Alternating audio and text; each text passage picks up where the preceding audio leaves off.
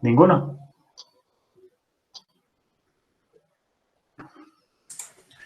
Muchachos, ¿tienen preguntas, dudas? No se queden callados, muchachos. Aprovechemos esta oportunidad que tenemos a alguien experto en esto para que nos aclaren cualquier duda que tengan, cualquier inquietud, por básica que sea, háganla, que es mejor solucionarla aquí que solucionarla en la obra. Entonces, ojo con eso. Vamos a participar bastante de esta charla. Profe. Sí. Yo tengo una. Al momento cuando usted mostró el video, al momento antes de armar la grúa, usted dijo que había una cimentación. Esa cimentación no tiene que formarla en concreto, en una parte, literalmente, en la parte donde se va a establecer la estructura, o se puede poner normalmente en terreno de tierra, si es una obra a campo abierto. La cimentación debe estar siempre hecha en concreto. O sea, siempre está hecha en concreto y tener unas especificaciones dadas. Por ejemplo, cuando mirábamos en el primer video, que era una capa delgadita de cimentación donde estaba montado la base en cruz. Entonces, yo ahí tengo que tener primero una capacidad portante del suelo importante. Importante es por encima de 2 kilogramos por centímetro cuadrado. Todo por encima de eso se considera terreno bueno. En caso de que no lo tenga, yo tengo que preparar ese terreno para llegar mínimo a esa especificación. ¿Cómo lo hago? Entonces, pues puedo hacer una cimentación profunda, pilotes o micropilotes, o puedo hacer una excavación, puedo hacer un reemplazo de material por material y compactar ese material con un vibrocompactador hasta que logre la capacidad portante del suelo necesaria. Después de eso, tengo que fundir una capa de concreto que para una grúa normalmente estamos hablando de una cimentación de unos 5 o 6 metros por 5 o 6 metros de ancho y un espesor de unos 50, 60 centímetros. Esto reforzado obviamente con una parrilla inferior y una parrilla superior para darme la resistencia necesaria. Ahí encima monto mi base en cruz. O sea, en ese caso es en concreto. En caso de que vaya a utilizar el otro tipo de cimentación, que es el dado en concreto, donde el tramo de torre queda embebido en el concreto, lo que hago es, igualmente, hago la excavación donde voy a hacer el dado, preparo el terreno en la parte inferior de la excavación, monto mi parrilla inferior, meto el tramo como mostraba en el video, monto la parrilla, si tengo intermedia, una intermedia, y si no la superior, y hago, y con los ganchos la aseguro, la formaleteo, doy forma, y ahí sí hago el vaciado de concreto, ¿cierto? Eso en ningún momento podría montar yo la torre grúa en un terreno irregular y que no soporte las cargas necesarias. Otra manera también que se puede ver es no de pronto hacer una placa de concreto como se vio en el primer video, sino de pronto 4 dados individuales en cada una de las patas de la grúa. Estos dados serían aproximadamente unos 50 por unos 50 por unos 90 centímetros y también tendrían unas parrillas de hierro distribuidas en su interior. Una ventaja que uno puede tener en este caso de estos dados es que los puede hacer prefabricados fuera de obra, preparar el terreno y moverlos o traerlos según necesite con su torre grúa. No sé si quedó clara cómo es el tema de la cimentación o continúan las dudas. Listo, gracias. José Castaño tiene por aquí una pregunta que estaba respectiva al tema de las contrapesas. Dice, ¿qué peso debe tener cada placa de concreto que es la que hace el contrapeso? Bueno, ¿qué peso? Depende. Entonces, ese peso, lo que yo tengo es que garantizar la estabilidad estática de la grúa, ¿cierto? Yo tengo el centro de la grúa, que es el mástil, la torre, tengo un brazo y un contrabrazo, que cada uno me va a generar unos momentos de volcamiento en un sentido, en otro sentido, en una dirección o en otra dirección. Cuando tengo la carga máxima que puedo levantar en la punta, yo obviamente voy a tratar, la grúa se va a inclinar hacia el brazo. Con las contrapesas lo que hago es lograr equilibrar esa carga para que se pueda trasladar sin ningún inconveniente y evitar el volcamiento del brazo. Entonces, el peso de esas contrapesas depende del tamaño de la grúa, la capacidad de la grúa y los pesos que vayamos a levantar y la longitud del brazo. Eso viene calculado por el fabricante me va a decir, para esta grúa, cuando usted la monte con un brazo de 30 metros y sus capacidades de carga sean tanto, usted debe colocar un contrapeso de 5.000 kilos, 6.000, 7.000, 8.000. Nuevamente, para hablar más o menos en términos generales, una grúa, que las que comúnmente uno ve que son de 50 metros de brazo y 4 toneladas máximas y 2 en punta, los contrapesos pueden estar pesando 2.500 kilos cada uno y puede llevar entre 4 y 5 contrapesos de esas. ¿Se han llegado a voltear torregrúas en obra? Muchas, lastimosamente. Generalmente, la mayoría de accidentes que suceden con las grúas se dan por error humano, no tanto ni por error de diseño, ni por problemas mecánicos del equipo, sino por error humano, tanto del equipo de montaje o del personal de obra. Como dice Santiago, efectivamente en Bello hace unos 3 años hubo un accidente ahí en uno de, eso es Norteamérica creo que es ya, en uno de estos edificios de ahí en Niquía, donde estaban haciendo un realce. Las personas que estaban haciendo el realce incumplieron un montón de normas de seguridad, se saltaron unos protocolos y el procedimiento que debía hacerse para poder terminarlo en un menor tiempo. La grúa se desplomó y mató a una niña de salud y seguridad en el trabajo que estaba inspeccionando el área.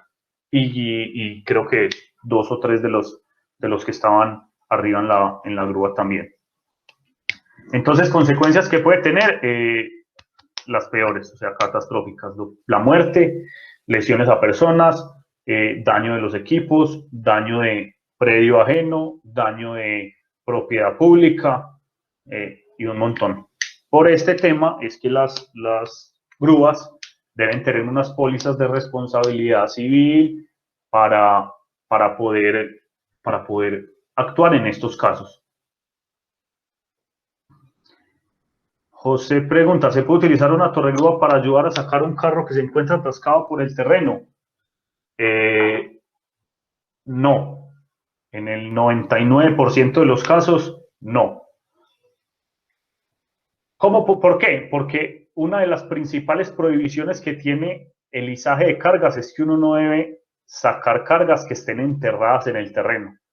¿Por qué? Primero porque uno tiene el peso del carro, que puede ser 1.500 kilos más o menos, lo puede superar la torregrúa, pero uno no tiene calculado cuál es la fricción que se está generando entre el terreno y el carro. Y eso me puede aumentar la carga a 6, 7, 8, 9, 15 toneladas fácilmente. Entonces, ¿cuándo se podría hacer? Primero, cuando uno tiene una persona capacitada y responsable que calcula cuál es la fricción que se va a generar entre el vehículo que estoy desatascando y el terreno. Segundo, el operador debe tener muy claro cómo va a ser el izaje de la carga para poder sacar el vehículo, porque sabe que en el momento en que sale del terreno fangoso o lo que sea al ambiente, va a haber una disminución en la tensión de los cables y eso puede generar un coleteo. Por ahí hay un video en donde pues no es un carro que se fue no a un pantano, sino a una laguna. Llega una grúa pequeña, lo va a sacar y apenas está empezando a sacarlo del agua, se va la grúa pequeña. Luego llega una grúa más grande, saca el carro sin problema, va a sacar la grúa que se fue y cuando está sacándola del agua, vuelve y cae. Y así como con 4 o 5 grúas pasa. Ahorita voy a buscarlo y si ahorita al final de pronto lo miramos. pero en términos generales, no. Entonces, Ninguna carga que esté enterrada en el terreno se puede sacar. Ni con torregrúa ni con ninguna grúa. Pero entonces, discúlpame, interrumpo, pero entonces vamos a lo folclórico y, pues, perdónenme la expresión, porque es que si es algo que no se debe sacar, como dice usted, en un 99%, o sea, no se debe hacer para evitar un accidente. Tomamos la opción, porque es que, pues, en las horas de construcción pasa eso como muy folclórico, no, pues venga, vamos a hacer esto porque es como la más fácil y corremos riesgos de que de pronto eso tenga unas consecuencias peores.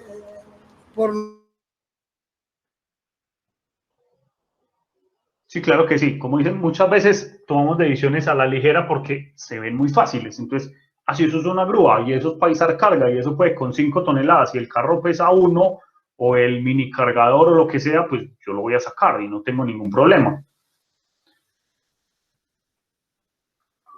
Pero ¿qué? Pero Sí, entonces, complementando un poco lo que dice José, además porque son equipos que no están diseñados para eso, o sea, desde acá, desde la academia y desde lo profesional, debemos dejar ese folclore, como lo dice José, llamándolo así, en las obras, o sea, son obras que están organizadas, planificadas, con sistemas de seguridad, con recursos humanos que está encargado de eso no debería ni siquiera de pensarse de hacer realizar una actividad como esa, ¿cierto? Eso hay que solucionarlo de otra forma, no con la torre grúa, porque son cosas que no son diseñados para eso. O sea que también nosotros como directores tenemos que tener la lógica y del manejo de estos equipos, así no estemos como directamente relacionados con eso, pero tenemos que tener pues la lógica de que eso no se puede utilizar y que hay que buscar otras formas, así estemos con el recurso ahí y tengamos la disposición.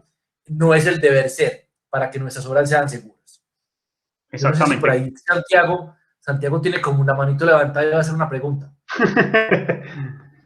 Sí, dale, Santiago.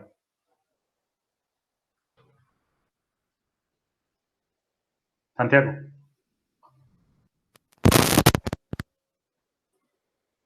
Sí, lo que pasa es que te cuento un poquito. Santiago trabaja con tema de riesgos y de desastres, algo así, ¿cierto, Santiago? Entonces, cuando le mencionas algo así, se pone nervioso.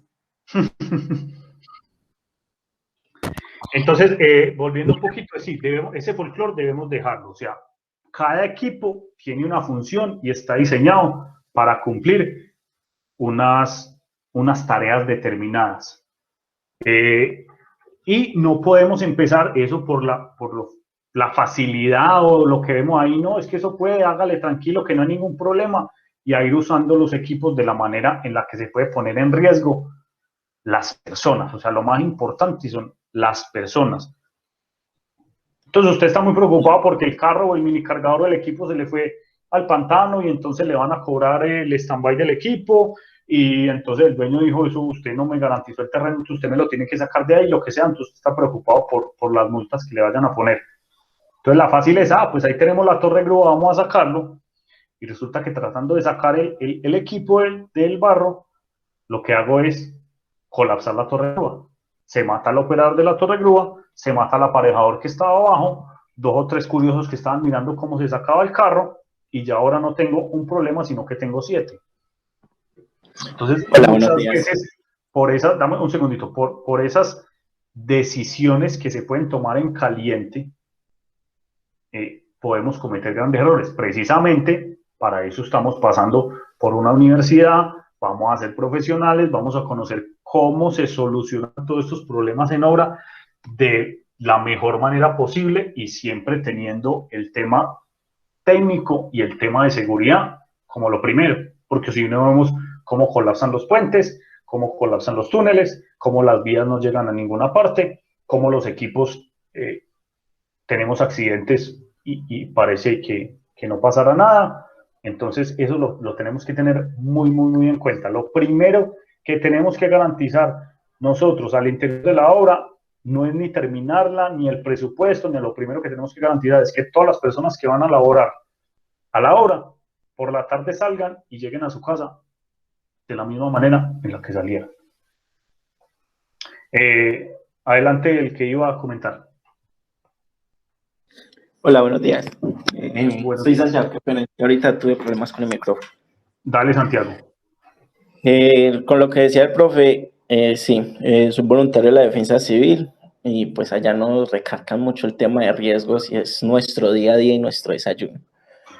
Y la pregunta es, ¿cuáles son los puntos ciegos que tiene la Torre Grúa? Bueno, depende. O sea, el punto ciego cambia a medida que yo voy avanzando en el movimiento, en la construcción de la obra, ¿cierto? Por eso yo siempre, aunque no es obligatorio, yo siempre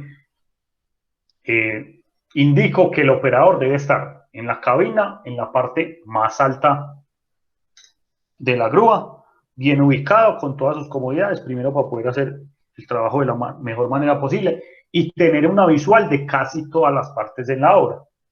Como eso es imposible de cumplir, las torregrúas siempre deben tener un operador que va en la cabina y un personal en tierra que se llama el aparejador. El aparejador es como un segundo operador, que es los ojos del operador en tierra donde él no puede ver. Este tiene que estar en constante comunicación por radio o por teléfono con el operador indicándole las maniobras que éste va a realizar. Entonces, por ejemplo, el operador está en la cabina y hay un pozo y él debe sacar un elemento que hay dentro del pozo. Pero él está a 150 metros de altura y el pozo está a 30 metros de radio y él no tiene ni idea de lo que está pasando allá. Entonces el aparejador es el que le va indicando, sube la carga, dele el carro adelante o gire un poquito o hágale más despacio o más rápido, baje a primera, suba a segunda velocidad y le va indicando de manera puntual cómo ir haciendo cada uno de los movimientos hasta que, bueno, se lo debe indicar siempre, pero hasta que el operador pueda ver la carga, ¿cierto? Entonces, esta persona está en constante comunicación con el operador de la torre grúa y también debe estar entrenada y capacitada para poder hacer su labor. No es cualquiera que se nos ocurra en la obra que le vaya a dar indicaciones, sino una persona que conozca de los equipos y que conozca cómo darle señales. Entonces, en la operación diaria siempre van a encontrar puntos ciegos, pero para eso está el aparejador o el señalador, que también se le llama, para darle las indicaciones por radio al operador de cómo moverse. La coordinación y la confianza que deben haber entre operador y el aparejador debe ser total, porque cualquiera de los dos que cometa un error o que no siga la instrucción del otro puede generar un accidente fatal.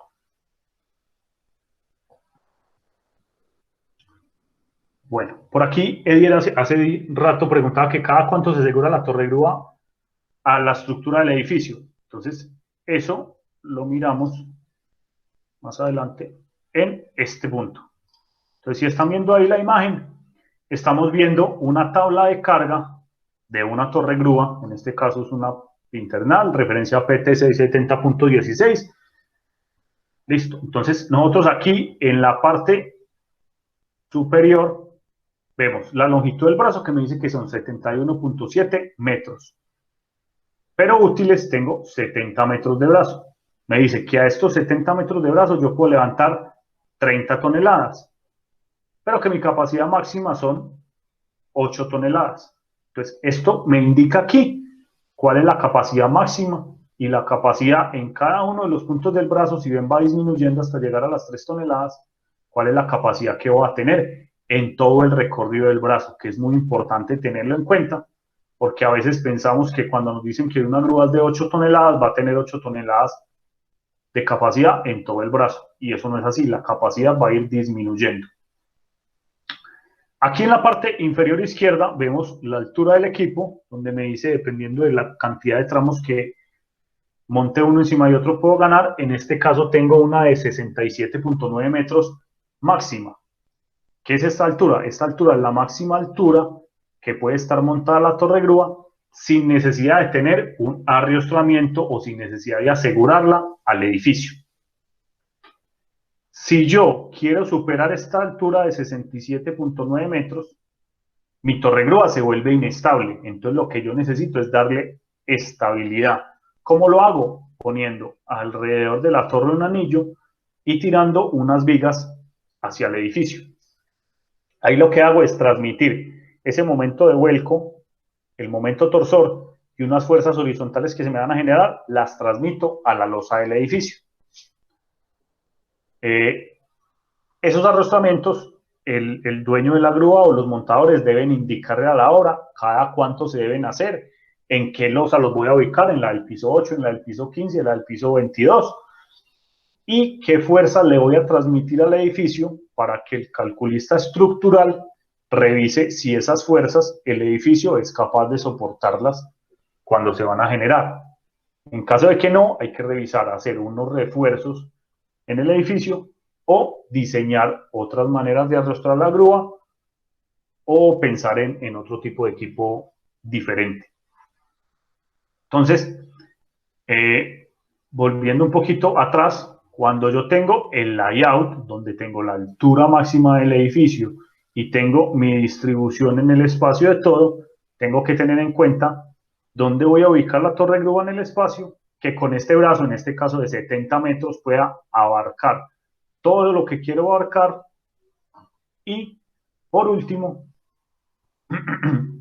que la capacidad de carga que tengo en cada uno de los puntos del brazo sea la que yo necesito para poder movilizar mis elementos. Por decir algo, si yo tengo el punto de carga y descargue a 50 metros, que puedo con 4.44 toneladas, 4.440 kilos, y tengo el punto de donde voy a tener mi patio de acopio a 45 metros, me llega un camión, me dice, listo, vamos a bajar esta carga, eso me pesa 6 toneladas. En ese caso, no podría bajarla con la grúa porque a esos 50 metros solo podría contar con 4.440 kilos. Entonces, esto es algo que yo debo tener planeado antes del montaje de la grúa para saber los puntos de acopio y los puntos de carga y descargue, si con mi grúa voy a poder mover los elementos que voy a utilizar en mi obra. Una ventaja que tenemos es que generalmente los elementos son estándar y repetitivos. Si yo estoy haciendo una construcción con sistema de prefabricados, pues yo sé cuánto me pesa cada losa o cada viga o cada casetón de prefabricados o cada baño prefabricado o fachada, lo que sea, desde antes de iniciar la obra, sé cuánto pesa cada uno. Entonces puedo planear. Si lo hago en construcción tradicional, pues yo sé cuánto pesa un balde lleno de concreto, dependiendo de las dimensiones del balde, para hacerlo vaciado. Yo sé cuánto me pesa mi formaleta, yo sé cuánto me pesa un paquete de bloques, yo sé cuánto me pesa y en cuánto me entrega paletizado o paquetizado el proveedor, los bloques, los enchapes, el hierro, etc. Entonces, todo esto lo conozco yo de antemano y puedo revisar si la grúa que había definido con sus características me sirve o no me sirve para mi obra. En caso de que no me sirva, entonces tengo que pensar en soluciones alternativas como una grúa más grande, que puede ser mucho más costosa, o utilizar dos grúas, o utilizar equipos distintos, grúa y malacate, o grúa telescópica y torre grúa, o utilizar plumas en la parte alta del edificio, etc. Bueno, lo otro que debemos tener en cuenta es los costos que se generan en el alquiler de una grúa o de cualquier equipo. Entonces, estos son unos valores aleatorios, no quiere decir que eso vaya a costar pues el alquiler de una torre grúa, pero de pronto puede estar cerca a algunos. Entonces, ¿qué debo tener en cuenta? Lo primero es el costo de alquiler de la torre grúa, que es un costo fijo mensual, que me da mes a mes, que tengo que pagar. El costo del operador y del aparejador. El costo de tramos adicionales en caso de que necesite aumentar la altura de la grúa y el costo de los arrostramientos en caso que efectivamente necesite arrostrarlo del edificio. El costo de los mantenimientos y el costo de mi transformador, que es un elevador de 220 voltios a 440 voltios, que es como funciona la torre grúa. Las torres grúa funcionan a 440 y en obra generalmente uno encuentra el voltaje a 220 voltios. Estos costos son fijos y tengo que pagarlos mes a mes durante todo el tiempo que tenga la torre grúa en obra.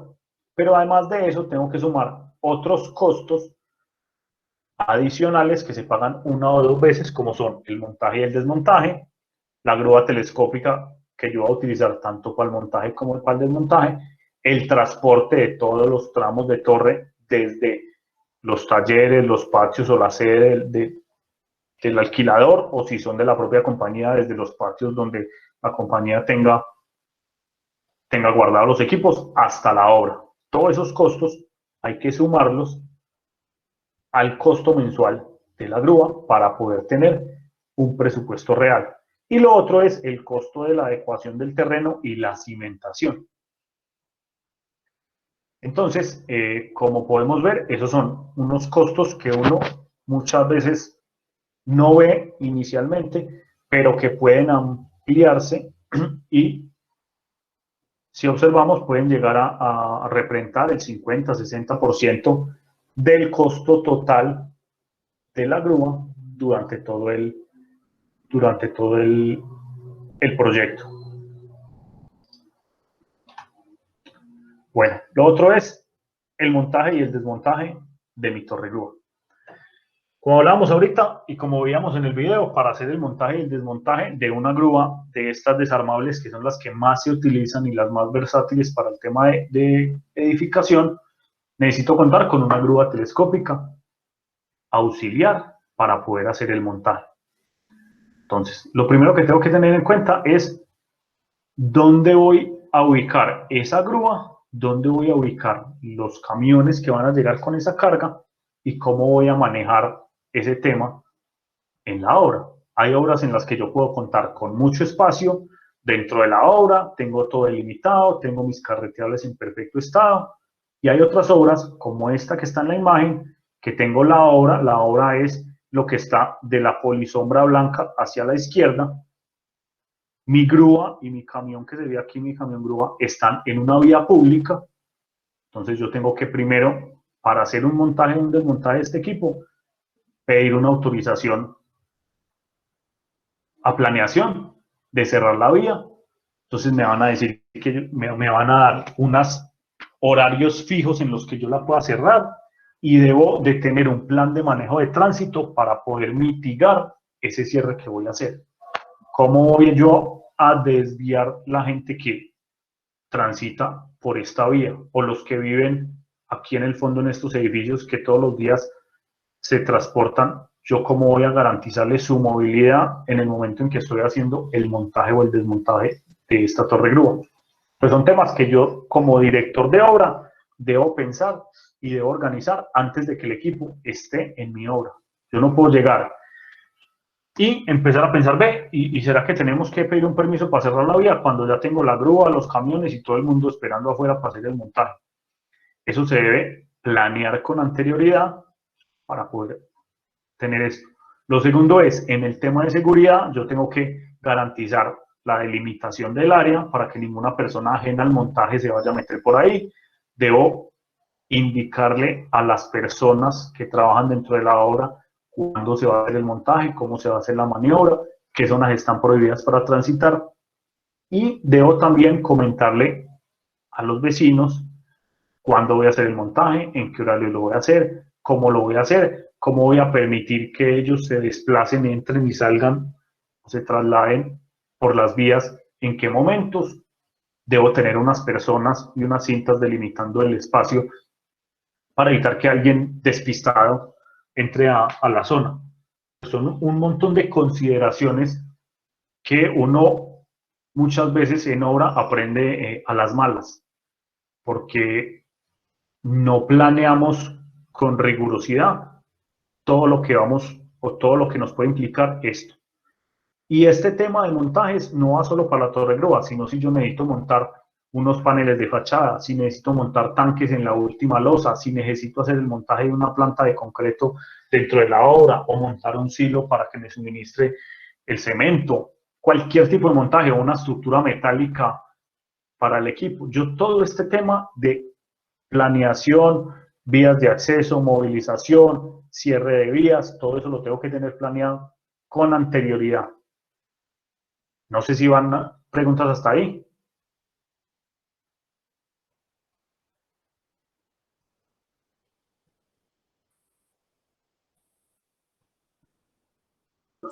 No, hasta ahora todo claro.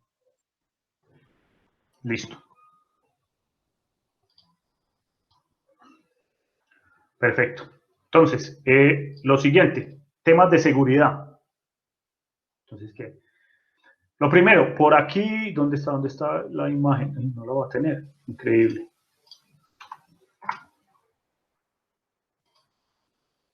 Sí, no está la imagen donde dice que está prohibido arrancar cargas. Entonces está, bueno, esa ya la habíamos visto ahorita, está prohibido arrancar cargas que estén enterradas en el suelo de cualquier tipo que sean. Con esta grúa, con las torregrúas, con las grúas telescópicas, con las plumas, con cualquier tipo de equipo de izajes. Los equipos son para izar, no para arrancar. Lo otro es, no puedo hacer, como se ve aquí en la parte superior izquierda, no puedo hacer tracciones en ángulo o oblicuas, sino únicamente izaje, como se ve aquí más abajito donde dice sí.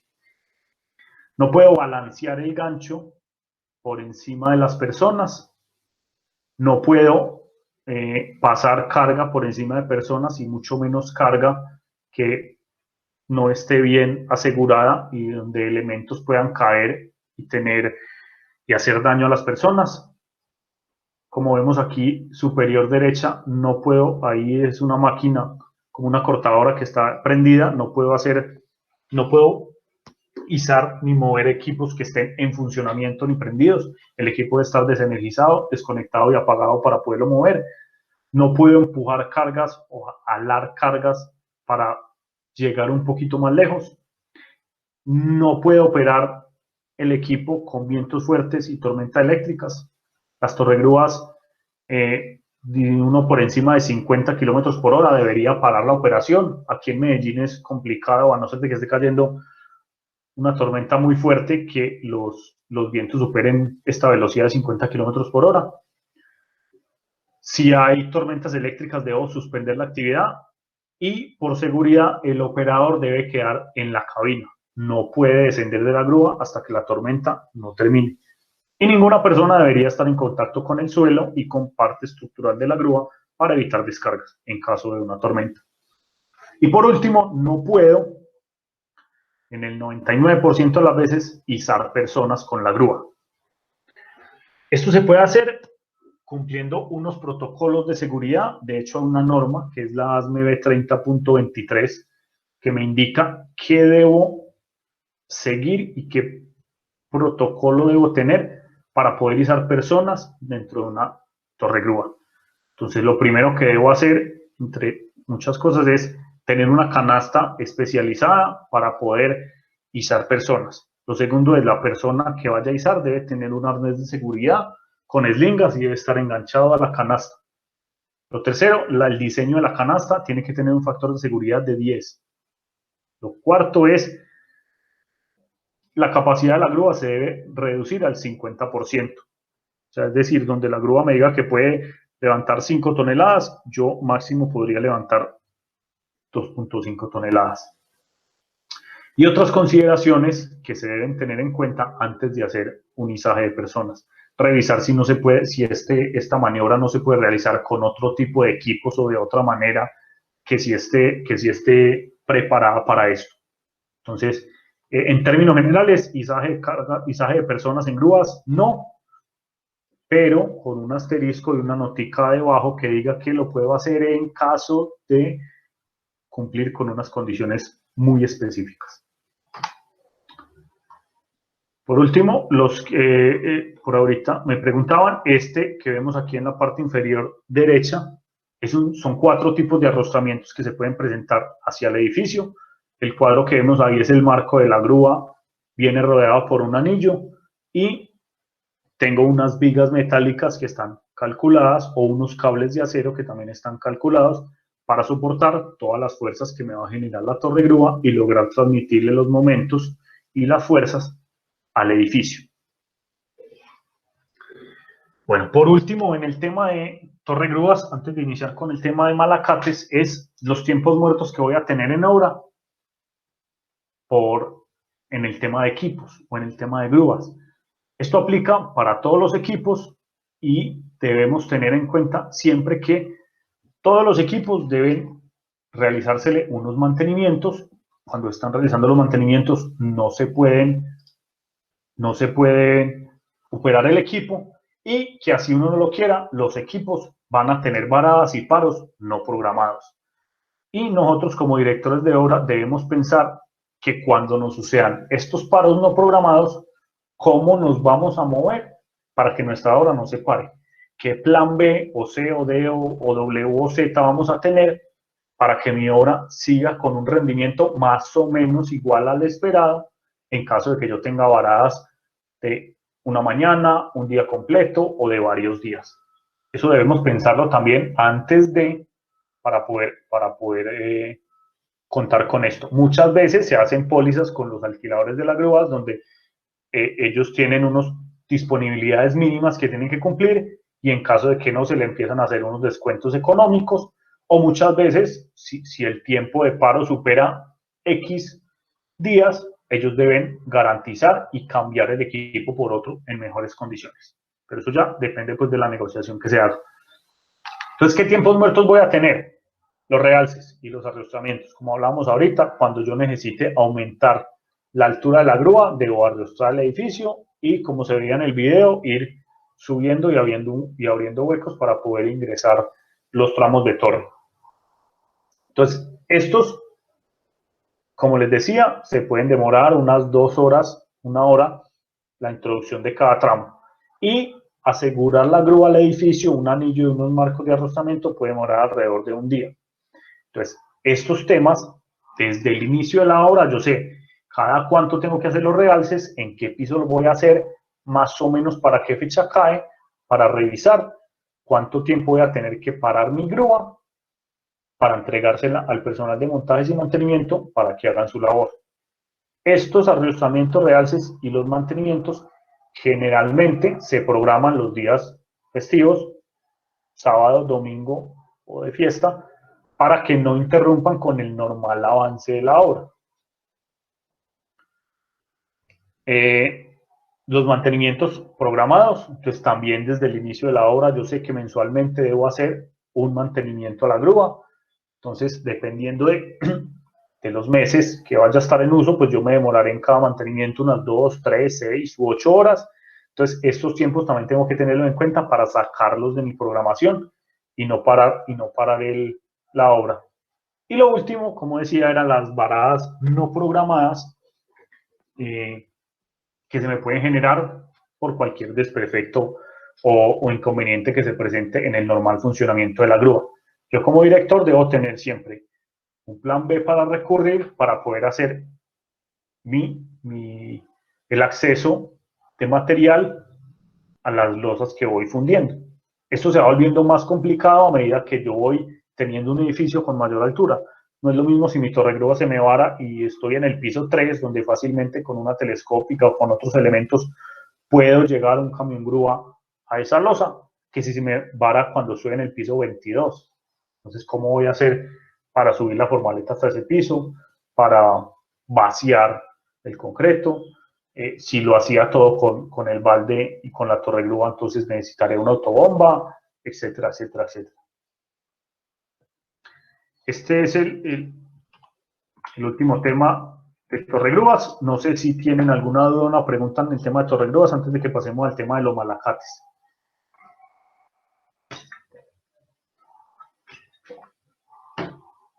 ¿Ninguno?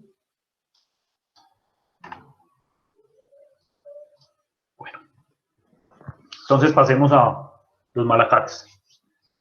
Los malacates son ascensores de obra principalmente. Son equipos para transporte vertical únicamente, no pueden desplazar carga en el espacio, sino únicamente de manera vertical, que sirven como un elevador para yo llevar cargas desde un piso inferior hasta los pisos superiores. Su principal aplicación, obviamente, en temas de edificación, y son adecuados para cargas pequeñas, o sea, generalmente pequeñas, son de menos de 3 o 4 toneladas, ya que un malacate de más capacidad es, primero, muy costoso y segundo, muy difícil de ubicar en el edificio.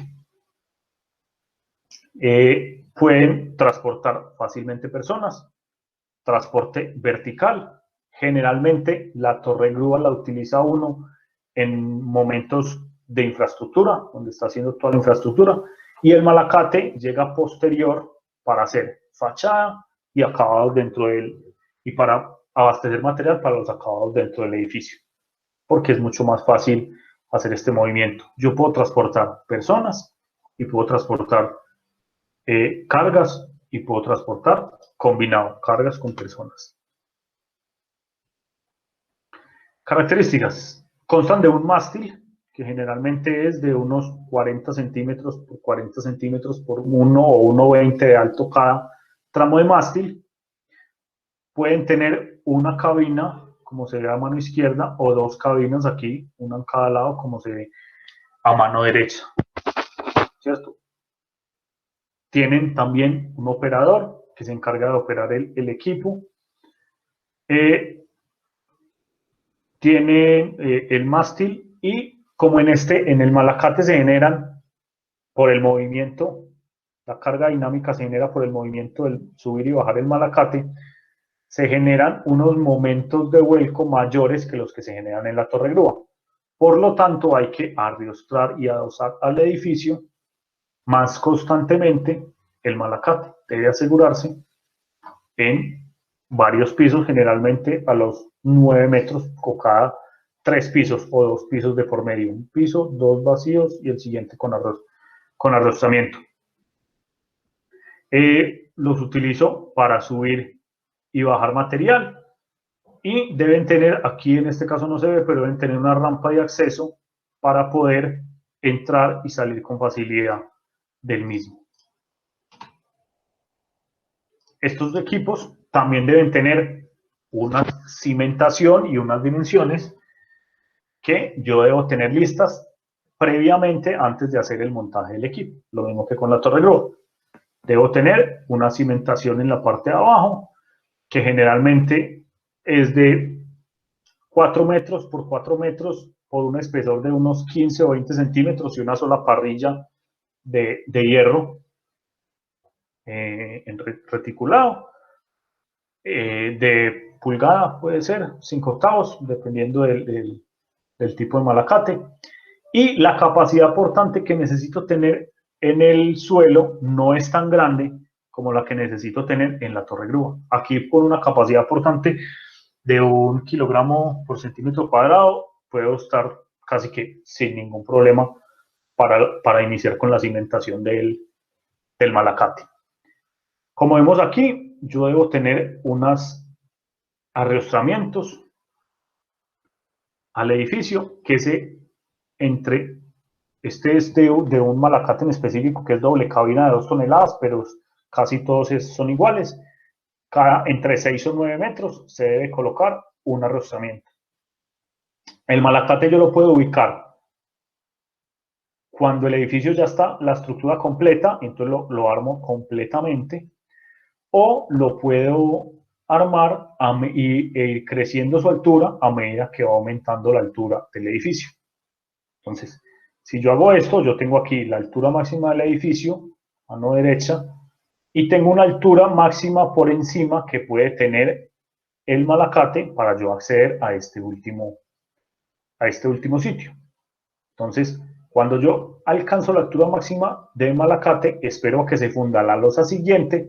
Cuando ya la losa siguiente haya fraguado y pueda ubicar un arrostramiento, aumento la altura de mi malacate de la siguiente manera. Aquí podemos ver que en la parte superior del malacate tenemos como unas barandas de seguridad. Las personas van dentro de la cabina. ¿Para qué sirven entonces estas barandas? Estas barandas sirven para el personal de montajes y mantenimiento y para ubicar los tramos de torre encima de la cabina del malacate.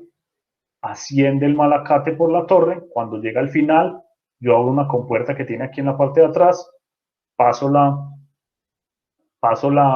torre la ubico sobre las otras torres, aseguro con pernos, pasadores o tornillos, dependiendo de la clase, y así voy repitiendo y repitiendo hasta lograr la altura deseada.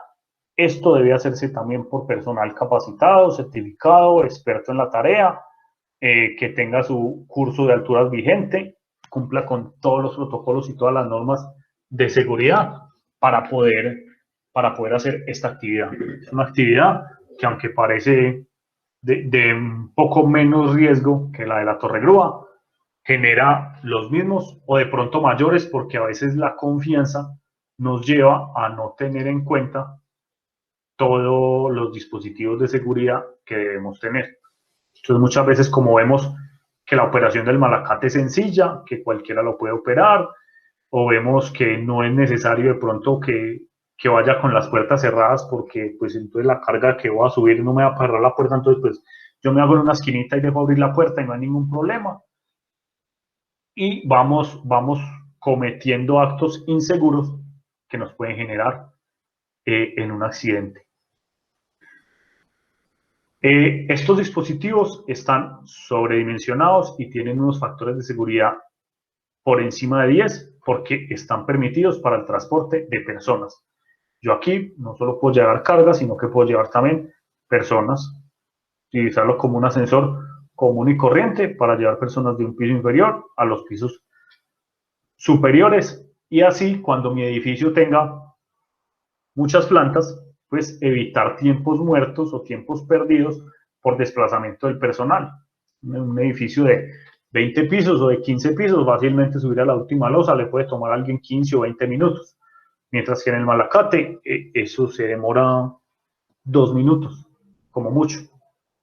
Entonces puede ayudar también a aumentar mi productividad siempre y cuando se utilice de la mejor manera. En tema de seguridad, lo primero que vemos a mano izquierda superior es una acción que sí debe hacerse, es esperar que el malacate llegue por fuera. Si estoy en un entrepiso, debo tener una barrera, unas compuertas aquí que eviten que yo pueda caer hacia el vacío. Estas compuertas únicamente se deben abrir cuando el malacate baje y esté en su sitio. No puedo ponerme o ubicar mi cuerpo o algún elemento en la posición donde está el malacate moviéndose. No debo sobrecargarlo. Los malacates también tienen su tabla de carga, donde me indica cuál es su capacidad de carga por cabina, tanto en carga bruta o carga de materiales, como en personas o combinada. Entonces puede decirme, no, usted puede llevar 2 toneladas o puede llevar 10 personas, o puede llevar 1 tonelada y 5 personas, o hay diferentes combinaciones que se pueden generar de esta manera. Nunca debemos exceder la capacidad de carga del malacate. Los más modernos, y al igual que los ascensores, tienen un sensor de carga. Entonces cuando usted sobrepasa la capacidad de carga, inmediatamente se prende una alarma visual, un foquito rojo, una alarma sonora, y el malacate queda bloqueado. O sea, no le permite al operador, por más que él quiera, subir o bajar. Otro sistema de seguridad que tienen es el de las puertas. Tienen unos microswitches de seguridad que, si la puerta no está completamente cerrada, el malacate no puede subir o bajar. Tiene otros sistemas de seguridad también que, como vemos aquí en la parte inferior derecha, hay una jaulita que cierra la parte inferior del malacate, donde debe ir con llave y únicamente el operador debe tener esa llave. Uno puede ubicar unos sensores en la parte de abajo que, si sensa alguna persona o algo, no deje que el malacate baje, porque indica que hay alguna persona en el foso del malacate. Puede que se haya caído, puede que haya pasado, o sea, un animal que se haya caído, una persona que haya tratado de traspasar sin darse cuenta, cualquier cosa. Entonces evita que el malacate baje para que esa persona pues no vaya a ser aplastada. Lo otro que vemos aquí en la parte inferior izquierda es ¿Cómo debo ubicar la carga dentro del malacate? Entonces debo tener la carga ordenada, paletizada si se puede, separada de donde voy a parar las personas o donde voy a ubicar la carga para evitar que en caso de alguna emergencia la carga no pueda resbalarse y pueda caer o hacerle daño a las personas.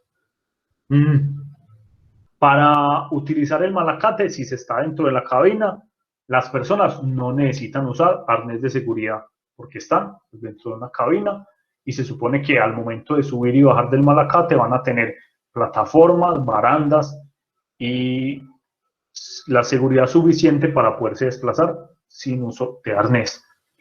Sin embargo, es recomendable que el operador tenga el curso de altura vigente y tenga un arnés y haya firmado obviamente su permiso de altura y lo tenga en la cabina en caso de que necesite salir a hacer alguna inspección o hacer alguna reparación, puede ser del equipo, mientras está en funcionamiento. Como vamos a tener este equipo en obra y vamos a transportar personas, debemos tener un plan de rescate en caso de que el malacate se quede varado. Entonces ese plan de rescate debe conocerlo todo el personal. Debemos tener un personal de la brigada que sea la primera atención en caso de un incidente. Y debemos tener un paso a paso de cómo se va a seguir en caso de que el equipo falle.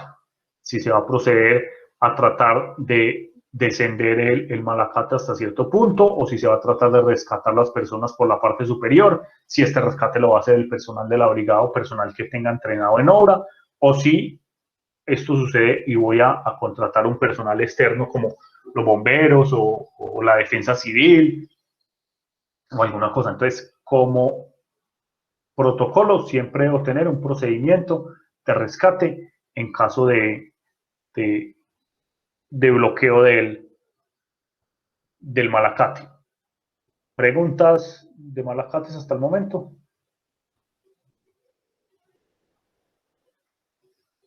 Ninguna, no ven tantos malacates como grúas.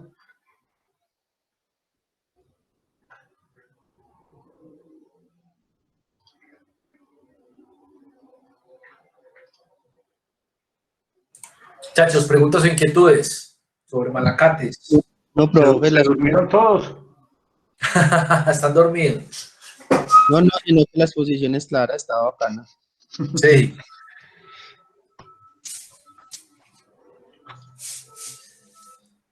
Bueno, muchachos. Entonces, dos cositas me devuelvo. Dale. En tema de malacates que debamos tener en cuenta en el momento de la instalación. Entonces, lo primero que debemos tener en cuenta es, muchas veces pensamos el malacate, ubicarlo en donde más fácilmente pueda yo distribuir la carga estando en los pisos superiores. Pero muchas veces no pensamos en cómo voy a llevar la carga desde mi cimentación, desde mi nivel 0 hasta el malacate. Entonces ubicamos el malacate de pronto sobre el borde de los balcones o sobre un corredor que atraviese todo el edificio donde yo pueda distribuir más fácil la carga, pero no me doy cuenta de cómo va a llegar con la carga en la parte inferior.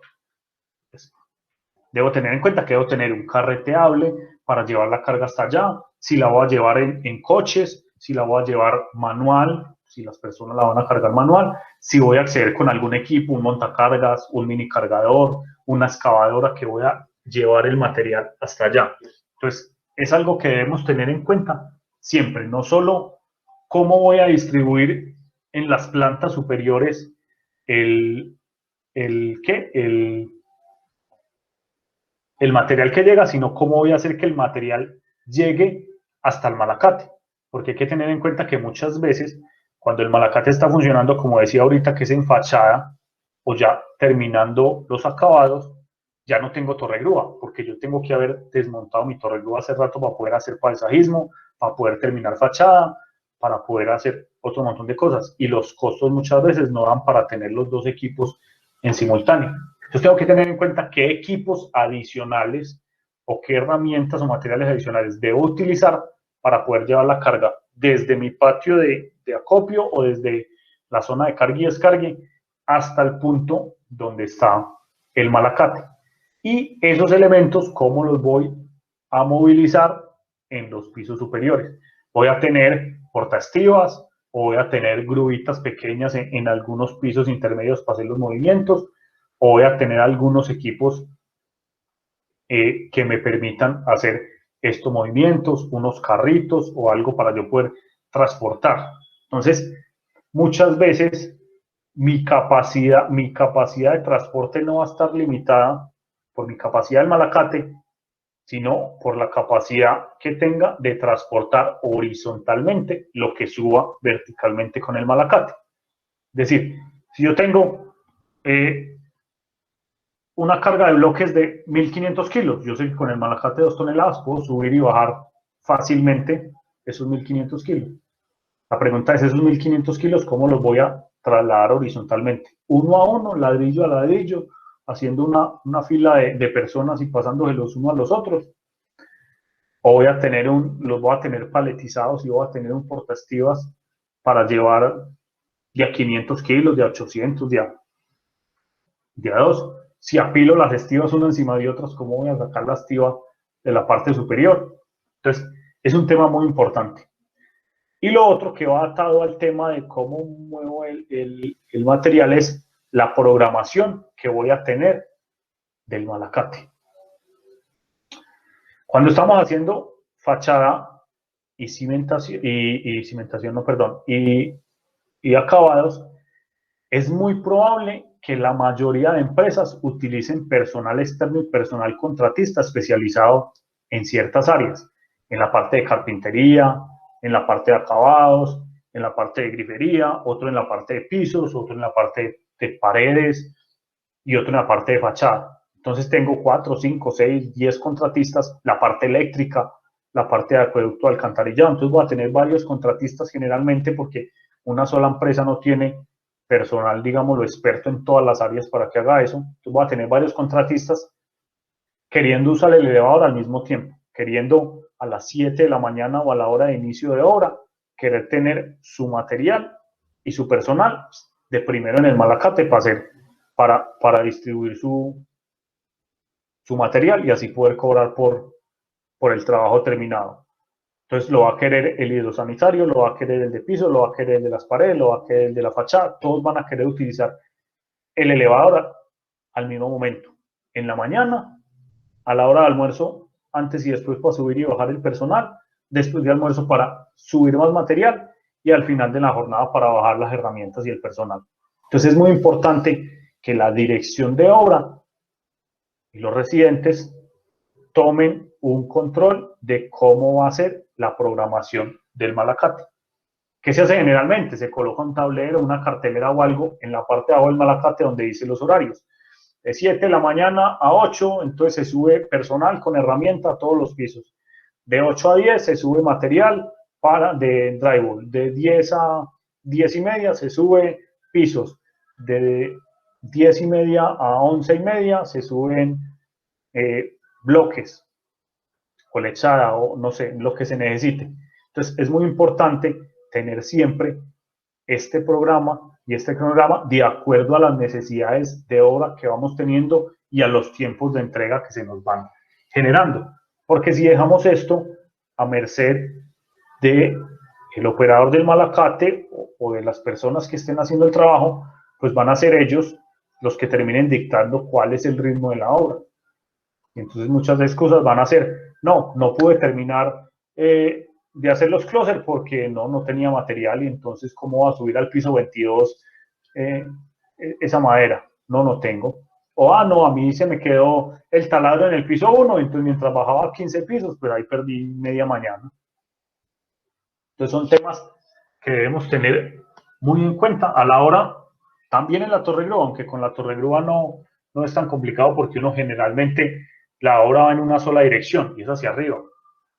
Tenemos unas metas día a día, semana a semana de qué tenemos que estar haciendo, cuándo tenemos que estar poniendo la formaleta, cuándo tenemos que estar vaciando, cuándo tenemos que estar quitando la formaleta, cuándo tenemos que estar pasando al piso siguiente, cuándo y así voy teniendo un cronograma de avance de obra en estructura. Mientras que cuando ya la estructura está lista, pasa un tiempo muy largo donde uno visualmente desde afuera no ve muchos cambios, porque todos los cambios están sucediendo al interior. Y si yo no tengo bien organizado mi tiempo y mis movimientos con estos elementos de transporte vertical, puede ser que cuando me dé cuenta de mis atrasos sea demasiado tarde. Bueno, eso era lo que tenía para contarles de las torregrúas y malacates. Denme un segundito, voy a buscar el video que les dije de la grúa, a ver si de pronto lo encuentro. No sé si Andrés quiere ir comentando algo mientras tanto. Preguntas alguno que tenga, más inquietudes sobre el tema de malacates, que casi no han hecho ninguna preguntas. En las torregrúas los vi muy participativos y aquí casi no han hablado. No, yo creo que la información brindada, Cristóbal, pues, como les decía a ellos, es una base para uno empezar como a aprender y a consultar mucho más sobre estos equipos. Esto es una invitación, muchachos, a que consulten, a que observen, a que puedan investigar un poco más acerca de los malacates, como su conocimiento de operación. Vamos a realizar, como les dije más adelante, un trabajo de planificación de equipos donde vamos a ver fichas técnicas y vamos a ver pues, mucha información, y con esto vamos complementando como todo, ¿cierto? Esto es de alguna forma mucha información para estudiantes que de pronto no han tenido ningún contacto con obra. Es muy complejo también para algunos de ellos que no ha ido a obra y que no tiene conocimiento, pues como este acercamiento, pero también es el arranque y el inicio de nuevo conocimiento.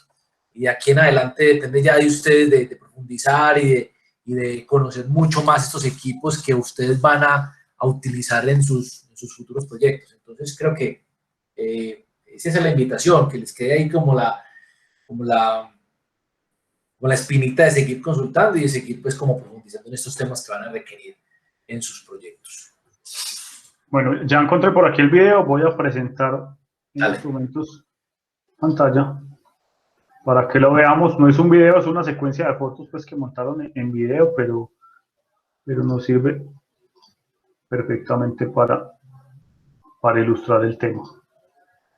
Me cuentan si están viendo la imagen de una grúa y un lago. Sí, estamos bien. Sí, perfecto. Entonces ahí vemos pues unas personas ubicaron una grúa telescópica para sacar un vehículo que se fue al lago. Entonces tenemos la misma situación en la que hablábamos al principio. Un vehículo que está enterrado, en este caso está enterrado es el lago, lleno de agua, y está pasando de una superficie con una fricción a una superficie donde disminuye la fricción, que es el aire. Entonces, el vehículo pesaba, digamos, no sé, 1 tonelada, y entonces dijeron, 1 tonelada más otros 500 o 600 kilos de agua que queda adentro, entonces vamos a utilizar una grúa de este tamaño y la ubicamos ahí. Entonces ubicamos la grúa, empezamos a sacar. Cuando sacamos el vehículo del agua, vemos que la grúa no puede soportar la carga y cae al lago, ¿cierto? Entonces eso fue una mala planificación del equipo, porque únicamente tuvieron en cuenta el peso del vehículo, no el peso total de toda la carga, la fricción que presenta el agua cuando está saliendo, la succión que se va a generar al momento de yo ir sacando el vehículo del agua, más el peso del agua que quede dentro del vehículo. Pues, la grúa no lo soportó y cayó al agua. Entonces, como vieron que no era suficiente, fueron a traer una grúa de mayor capacidad. Dijeron, ahora sí, vamos a sacar el carro. Claro, esta grúa era de mayor capacidad, logró sacar el carro porque su capacidad estaba por encima de la fuerza de succión que se generaba en el agua, del peso del carro, del peso del agua y todo lo que tenía por dentro. Entonces sacó sin ningún problema el carro. Estando ahí, me imagino que le dirían, pues aprovechemos y saquemos la otra grúa, ya que usted es tan grande y puede. Pues vuelve y pasa lo mismo. Aquí se ve en la fotografía, coge la otra grúa, pasa exactamente lo mismo con el carro, se subestima la carga y la grúa se va al lago. Vuelve otra grúa de mayor capacidad para sacar las dos grúas que ya se fueron al lago. Me imagino que esta, pues no está en el video, pero me imagino que esta sí lograría la cometida de sacar todas las grúas del lago, pero ahí es donde podemos revisar que si no planeamos bien estas cosas y si no tenemos en cuenta estos aspectos de seguridad en los equipos, podemos generar una catástrofe. O sea, el problema que teníamos era que teníamos un carro que se nos había ido al lago y resultamos con un carro y dos grúas. ¿Cuánto dinero nos costó el alquiler de las grúas? ¿Cuánto nos costaron los daños que se generaron? ¿Cuánto nos pudieron haber costado las vidas que se pusieron en riesgo por realizar esta maniobra? ¿Por qué? Porque seguramente al principio teníamos la grúa pequeña disponible a unas cuantas cuadras ahí cerca, o era la más barata. Entonces dijimos, no, pues ya que la tenemos aquí, utilicemos este equipo para hacer este trabajo, que eso de más que puede. Cuando nos dimos cuenta que no, entonces vamos aumentando, pero siempre vamos aumentando sin tener en cuenta todo. Entonces eso nos puede pasar muchas veces en las obras, y no solo con los equipos de ISAE, con cualquier dimensionamiento de las capacidades de cualquier equipo.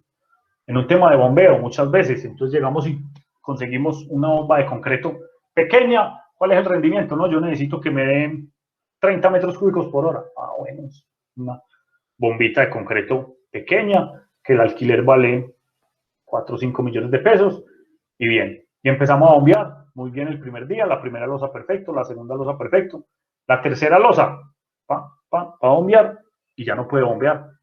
Ya la capacidad de la bomba no da para llegar hasta el tercer piso. Eso hace que se me tapone la tubería y se pierda una cantidad de concreto, que yo no logro llegar a la junta donde tenía planeado llegar en el concreto. Entonces me toca empezar a hacer un montón de maniobras para poder salvar ese pedacito que ya logré fundir. Fuera de eso tengo que contratar otro equipo, tener personal parado, porque ya si tenía programada una fundida ya no se va a poder fundir hasta que no llegue el otro equipo, volver y programar los mixers o volver y programar la planta de concreto para que me entregue el concreto que necesitaba, etc. Entonces, este tema de planeación y del dimensionamiento de los equipos, por eso me parece muy importante que tengan una clase de este estilo, para poder saber cómo funcionan los equipos y cómo yo logro dimensionarlos y no hacerlo mal en el momento en que esté en el campo y en el momento donde tenga un montón de responsabilidades encima, sino poder lograr y empezar a dimensionarlos desde que estamos en la academia.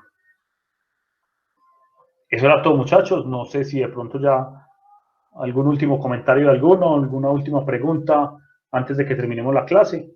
Darle las gracias a Andrés por permitirme este espacio con ustedes. Ojalá se pudiera repetir. Muchas gracias a ustedes también por estar prestos a escuchar la charla y a entregarme sus inquietudes y hacer las preguntas que han hecho.